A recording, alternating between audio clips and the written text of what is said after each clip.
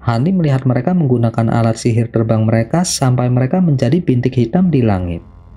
Dia kemudian berdiri di tempat dan mulai merenung dengan ekspresi serius. Suara lembut rubah putih tiba-tiba berbicara dari wajahnya. Apa? Apakah saudara Han tergoda? Apakah Anda memperhatikan pil tempering roh atau air penglihatan terang? Hani mengangkat kepalanya dan dengan belak-belakan menjawab, "Jangan bilang aku nggak bisa mendapatkan keduanya." Dia menggoyangkan lengan bajunya dan menyuruh rubah melompat keluar. Rubah putih dengan cepat mendapatkan kembali ukuran aslinya dan mengangkat kepalanya. Dia tertawa kecil. Rekan Taoisan benar-benar serakah, namun begitu juga nggak apa-apa. Terlepas dari apakah itu pil tempering roh atau air penglihatan terang, mereka akan terbukti lebih praktis. Jika Anda melewatkan kesempatan ini, mereka akan menjadi sangat sulit untuk diperoleh. Saya sangat sadar, untuk saat ini, kembalilah bersamaku ke kediaman gua. Saya akan menangani masalah Anda terlebih dahulu, dan meninggalkan urusan majelis percobaan pedang untuk nanti. Hani berkata dengan suara cemberut. Dia kemudian berbalik dan menuju ke kediaman guanya. Mata rubah putih menunjukkan antisipasi dan dia tanpa kata mengikutinya. Begitu Hani memasuki kediaman gua, dia segera mulai mentransfer roh artefak ke pedang bambu awan miliknya. Hani sedikit bersemangat pada prospek harta sihirnya yang akan menjadi jauh lebih kuat dengan tambahan roh artefak. Awalnya, peluang harta sihirnya untuk menerima roh artefak sangat kecil, karena jiwa binatang iblis akan melakukan yang terbaik untuk melawan. Tapi dengan Silver Moon mengambil inisiatif untuk memasuki harta sihir Hanli, nggak akan ada banyak masalah. Dia juga berasumsi bahwa memindahkan jiwa utama Silver Moon dari tongkat giok akan terbukti menjadi tugas yang merepotkan. Namun Silver Moon tampaknya cukup percaya diri dan yakin, menyatakan bahwa dia akan menangani persiapannya sendiri. Ketika Hani mendengar ini, dia merasa sedikit santai dan menggambar formasi mantra aneh di ruangan yang tenang sesuai dengan instruksi rubah putih. Dia kemudian menempatkan tongkat giok dan rubah putih ke dalam formasi sebelum pergi. Ruangan yang sunyi itu berada di bawah pengaruh pembatasan kedap suara. Jika ada suara yang dihasilkan dari pemisahan Silver Moon dari tongkat giok, Hanli akan benar-benar bodoh. Dia juga nggak berencana untuk mencongkel. Dia tahu dia nggak punya peran dalam menggerakkan jiwanya. Hani nggak tinggal diam setelah itu. Dia berjalan ke ruangan sebelah yang tenang dan memulai persiapannya sendiri untuk menerima roh artefak ke dalam harta sihirnya. Setengah hari kemudian, Hani telah menyelesaikan persiapannya dan menuju kamar Silver Moon merasa sudah waktunya untuk memulai. Tapi begitu dia memasuki kamarnya, ekspresi Hani berubah. Tongkat giok dan rubah putih duduk dengan benar di dalam formasi mantra ruangan seperti yang dia harapkan, tetapi pancaran tongkat giok telah sangat redup, dan bulu rubah putih telah tumbuh menjadi lembab dan berantakan. Mata rubah juga dipenuhi dengan kelelahan. Ketika Silver Moon melihat Hani telah masuk, dia nggak bergerak atau berbicara, seolah-olah dia kekurangan energi untuk keduanya.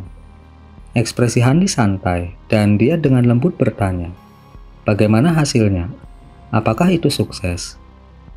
Silver Moon dengan keras berkata, "Meskipun itu cukup menyakitkan untuk membunuhku, aku bisa bertahan. Sepertinya persiapan di pihak Anda sudah selesai.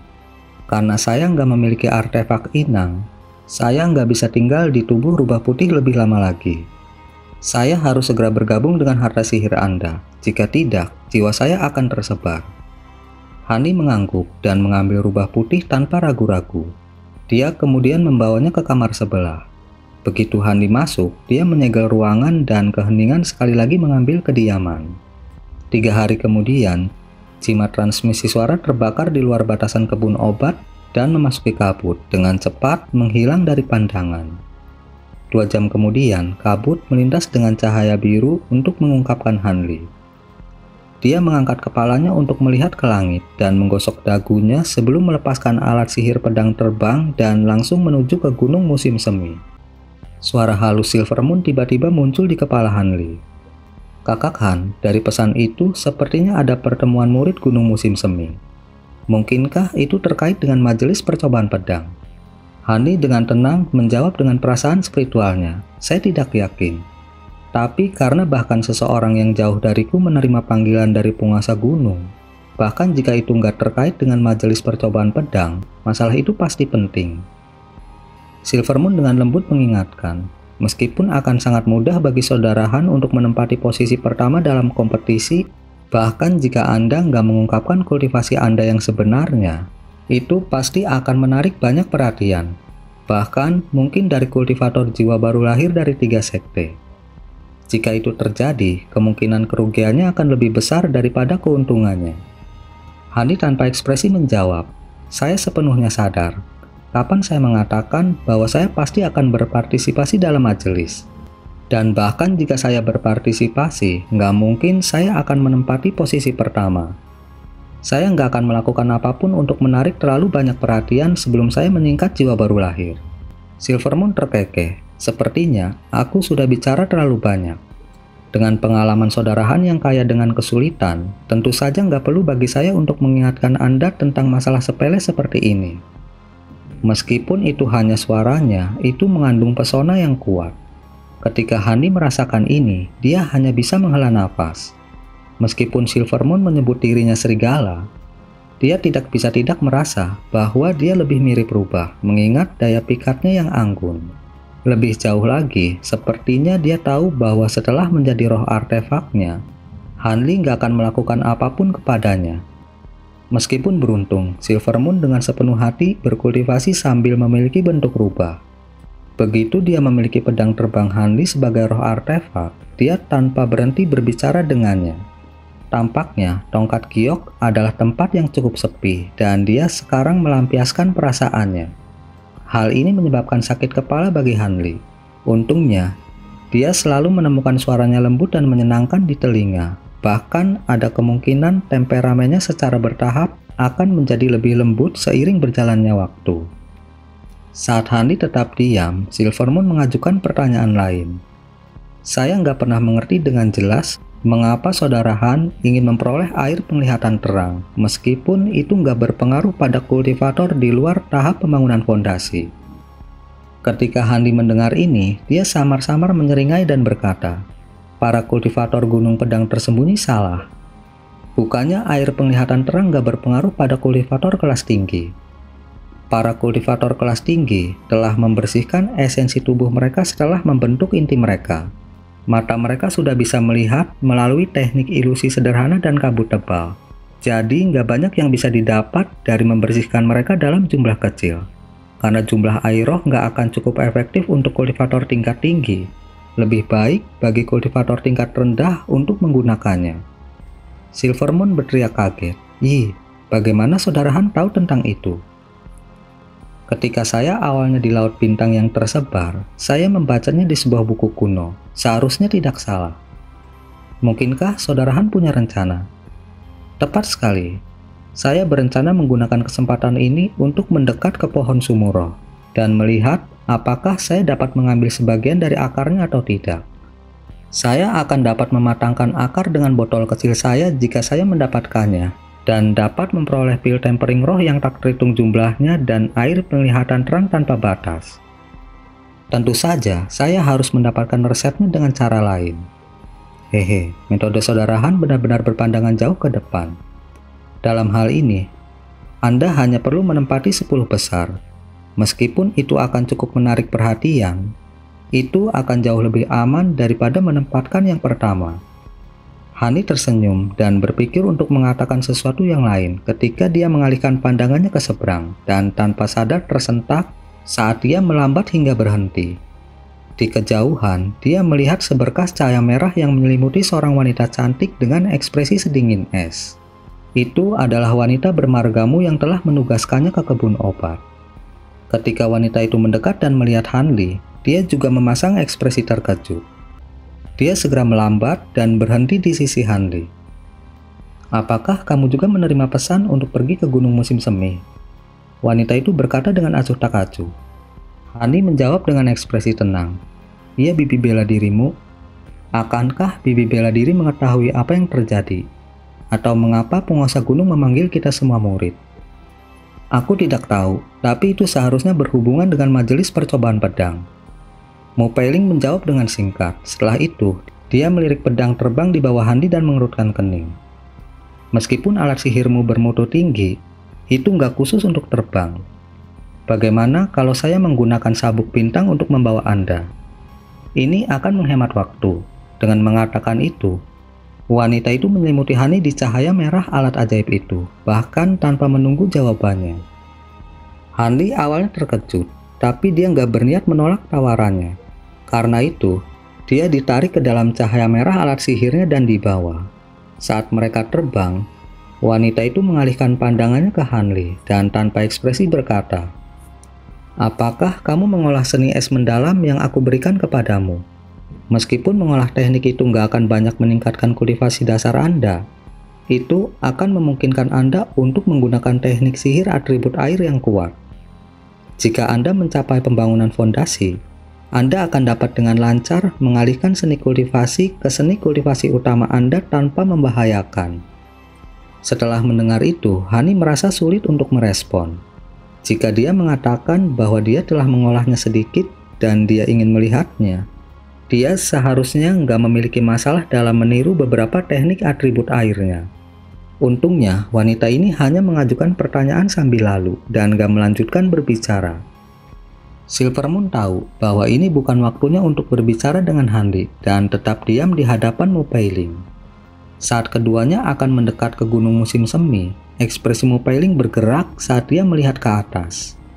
Sesaat kemudian, seberkas cahaya hijau terbang turun dari langit, menghalangi jalan wanita itu ke depan dan menyebabkan mereka berhenti.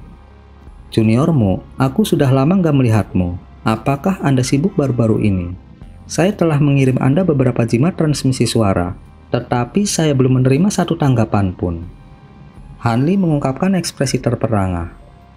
Cahaya hijau telah memudar. Untuk mengungkapkan seorang kultivator bertelinga tajam dan berwajah kurus berusia 30-an. Itu adalah kultivator bermargayan yang telah memblokir kelompok Hanli ketika mereka akan memasuki sekte tersebut. Ketika wanita dingin itu melihat orang ini, dia mengungkapkan keterkejutannya, tetapi ekspresinya segera menjadi cemberut. "Yan, saya di bawah perintah Tuan Gunung untuk berkumpul di gunung. Anda berani memblokir saya?" "Hehe, kata-kata juniormu cukup berat. Bagaimana saya bisa berani memblokir Anda?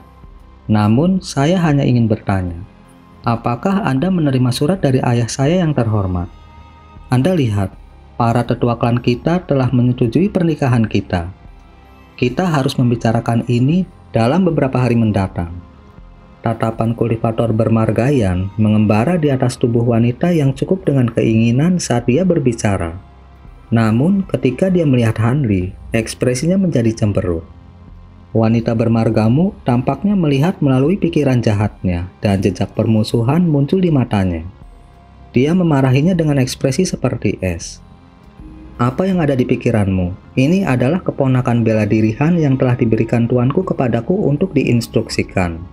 Nggak ada yang lain di antara kita. Adapun masalah pernikahan, saya secara alami nggak bisa menentang senior klan saya. Namun, saya akan selalu memegang kendali saat kita berkultivasi pasangan. Jika kultivasi Anda mencapai level saya mungkin mempertimbangkannya. Kalau tidak, jangan pernah berpikir untuk menyentuhku." Wanita itu sangat membencian dan bahkan nggak bisa memasang wajah sopan. Ketika kultivatorian mendengarnya, wajahnya mengalami serangkaian rona merah dan putih. Tetapi ketika dia berpikir untuk mengatakan sesuatu, wanita itu kehabisan kesabaran. Dengan mendengus dingin, dia mendorong alat sihirnya dengan seluruh kekuatan spiritualnya, menyebabkan mereka terbang di atas kultivatorian dalam denyut cahaya merah yang besar. Kultivatorian sangat bingung dan berpikir untuk mengejar mereka. Tetapi setelah berpikir lebih jauh, dia tetap di tempatnya dengan sedikit kebencian. Ketika Hanli berbalik untuk meliriknya, dia melihat ekspresi yang sangat pahit di wajah kultivatorian. Setelah beberapa saat ragu-ragu, Hanli bertanya dengan ekspresi aneh, "Bibi bela dirimu, kamu bertunangan dengan pria itu." Kultivatorian hanya seorang kultivator pembangunan fondasi awal. Tetapi Mu Peiling sudah berada di pertengahan pembangunan fondasi. Penampilan mereka juga berbeda seperti siang dan malam. Hani merasa sangat bingung kenapa klan wanita ini menikahkannya dengan pria itu. Meskipun Hani merasa agak penasaran, dia awalnya ingin meninggalkan masalah ini. Dari ekspresi cemberut wanita itu, subjek tampak seperti sesuatu yang harus diabaikan. Tapi terlepas dari kemungkinan dia akan menegur atau mengabaikannya, rasa ingin tahu Hani menang, dan dia tetap bertanya. Yang terbaik adalah keponakan bela diri menanyakan sedikit masalahku. Begitu Hani bertanya, dia dengan dingin memelototinya dan menjawab tanpa emosi. Tentu saja Hani menanggapi dengan menutup mulutnya dan menunjukkan ekspresi malu. Namun pada saat yang sama, Hani samar-samar mendengar Silvermoon terkikik di dalam kepalanya sejenak. Hanya sesaat sebelum mereka tiba di panggung besar di tengah gunung, sebuah aula besar dengan desain antik didirikan di atas panggung. Kata-kata aula pembersihan hati tertulis di papan nama bangunan berwarna perak. Pada saat itu, pintu kayu hitam besar tertutup rapat, dan banyak murid Gunung Musim Semi sedang mengobrol di antara mereka sendiri saat mereka berkumpul di luar. Ada sekitar 600 murid yang sudah padat di luar balai pembersihan hati. Mereka semua berbisik satu sama lain dalam kelompok-kelompok kecil. Namun, orang-orang ini semua kultivator pemurnian Ki. Nggak ada satupun dari mereka berada di pembangunan fondasi. Wanita dingin itu berputar sekali di udara sebelum mendarat di depan gerbang aula. Ketika kultivator terdekat melihatnya, mereka semua dengan hormat memberi hormat kepadanya. Wanita itu melambaikan tangannya dan berjalan menuju aula tanpa ragu sedikit pun. Melalui beberapa metode yang nggak diketahui, dia dengan lembut menampar pintu dan membuka sepotong. Tepat setelah dia masuk, pintu tertutup sekali lagi. Hani menyaksikan wanita itu menghilang dan menggelengkan kepalanya. Tetapi ketika dia berpikir untuk memasuki kerumunan, para kultivator di dekatnya menatapnya dengan tatapan aneh. Beberapa kultivator di kejauhan bahkan mulai menunjuk ke arahnya. Hani menggosok dagunya dan menyapu indera spiritualnya melewati kerumunan kultivator pemurnian Ki yang bergumam. Milik siapa itu? Wajah yang gak dikenal. Apakah dia murid baru? Mengapa dia datang dengan bibi bela dirimu? Apakah dia kerabat bibi bela dirimu? Kenapa dia datang bersamanya? Hani dengan jelas mendengar banyak kata-kata curiga dan iri dari kerumunan. Dan dia menghela nafas dalam hati. Segera setelah itu, dia menjauh dari pintu masuk aula dan memasuki kerumunan. Bahkan di dalam kerumunan, Hani masih bisa merasakan banyak tatapan memeriksanya. Pada saat itu, Hani mendengar transmisi suara dengan nada lugas. "Junior Han, aku tidak menyangka akan melihatmu lagi secepat ini." Hani menoleh karena terkejut dan melihat seorang pria besar berdiri sekitar 10 meter di belakangnya. Dia adalah Dudong, kultivator pemurnian Ki yang mencurigakan yang telah memasuki Gunung Musim Semi pada saat yang sama dengannya. Dia saat ini memanggil Hani dengan senyum lebar. Ekspresi aneh muncul dari mata Hani, tapi dia tersenyum dan dengan sopan memberi hormat kepadanya. "Jadi ternyata senior Du. Apakah Anda baik-baik saja dengan Paman bela diri Jiang?"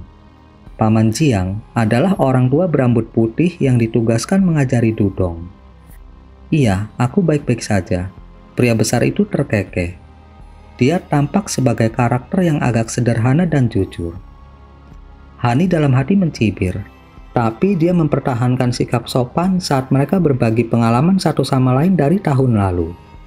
Dia mendengar bahwa lelaki tua berambut putih itu percaya bahwa Dudong agak berbakat dalam menyempurnakan jimat dan sangat ingin mengasuhnya. Dudong menceritakan itu dengan senyum penuh kegembiraan. Ketika Hani mendengarnya, dia merasa sedikit kasihan pada pria tua berambut putih itu. Dudong bukanlah seseorang yang harus dipelihara. Orang tua itu kemungkinan besar akan terlibat dalam rencana apapun yang mungkin dimiliki individu yang teduh ini. Tentu saja, Hani gak berniat memperingatkan Paman Jiang dan terus mengobrol sebentar dengan pria besar itu. Pada saat itu, pria besar itu tiba-tiba memasang ekspresi misterius dan berkata, "Junior Han, tahukah Anda, mentor Anda bibimu adalah kecantikan teratas di Gunung Musim Semi. Dan dia juga di antara 3 wanita cantik teratas di Sekte Awan Melayang. Anda mungkin telah menyebabkan kegemparan dengan datang bersamanya. Mungkin, Saya sudah melakukannya. Hani tertawa getir dan melihat sekeliling dengan sedikit ketidakberdayaan.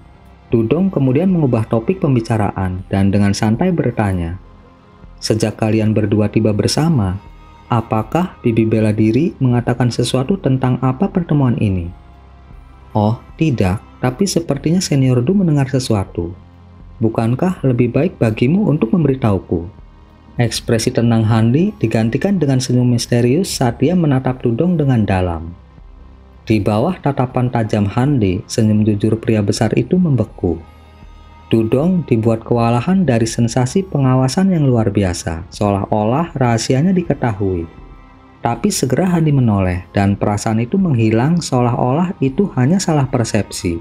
Bagaimanapun, pria itu dibiarkan bingung. Dan dia dengan cepat mengucapkan selamat tinggal sebelum pergi untuk bertemu dengan sekelompok murid gunung musim semi yang dikenalnya. Nggak berani tinggal di dekat Hanli. Sedikit seringai muncul di wajah Hanli saat dia melihatnya berjalan pergi. Pada saat itu, Silvermoon berbicara dalam pikirannya. "Saudara Han, apakah Anda sengaja menakutinya? Aku takut nanti dia akan curiga padamu, bukankah dia akan merugikan?" Hani menjawab menggunakan indera spiritualnya.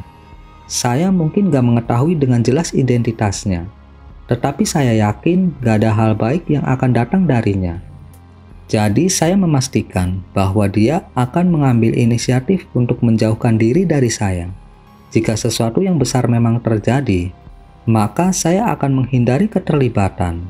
Adapun kecurigaan apapun yang mungkin dia pegang, bagaimana itu akan mempengaruhi saya. Dia hanya akan menjadi lebih berhati-hati terhadapku. Dan sepertinya dia nggak akan berhasil menyerangku. Aku hanya nggak mau berhubungan dengannya. Saya nggak punya niat untuk mengganggu rencananya."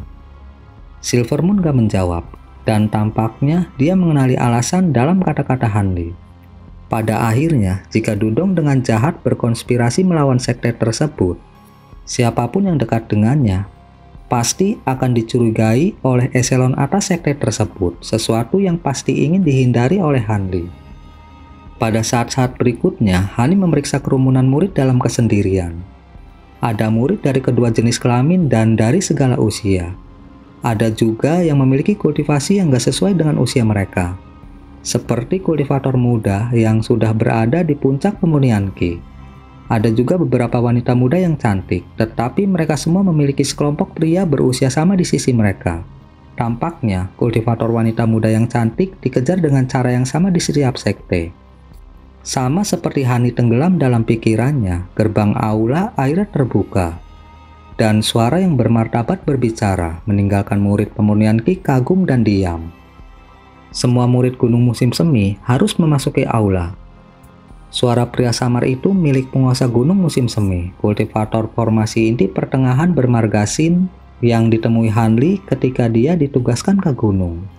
Ketika para murid di luar aula mendengarnya, mereka semua menundukkan kepala dan dengan hormat berkata, "Kami dengan tulus menerima perintah leluhur bela diri." Setelah itu, kerumunan segera berjalan ke aula dalam dua baris yang teratur. Karena Hanli termasuk yang terakhir masuk, dia melihat bahwa Dudong juga termasuk yang terakhir memasuki aula pembersihan hati. Area di dalam aula besar sangat luas, membentang setidaknya 1 kilometer dengan beberapa puluh pilar tinggi yang tersebar. Masing-masing pilar tertanam dengan batu cahaya bulan yang diukir dengan mulus, menerangi aula dengan cahaya putih samar. Aula itu sepenuhnya kosong, terlepas dari dua singgasana yang ditempatkan di bagian paling depan. Di dalam dua kursi itu, duduk seorang pria berjubah putih dengan penampilan ilmiah dan seorang pria tua berambut abu-abu dengan mata garang dan rambut acak-acakan. Di depan dua singgasana, berdiri dua baris lebih dari 10 kultivator pembangunan fondasi.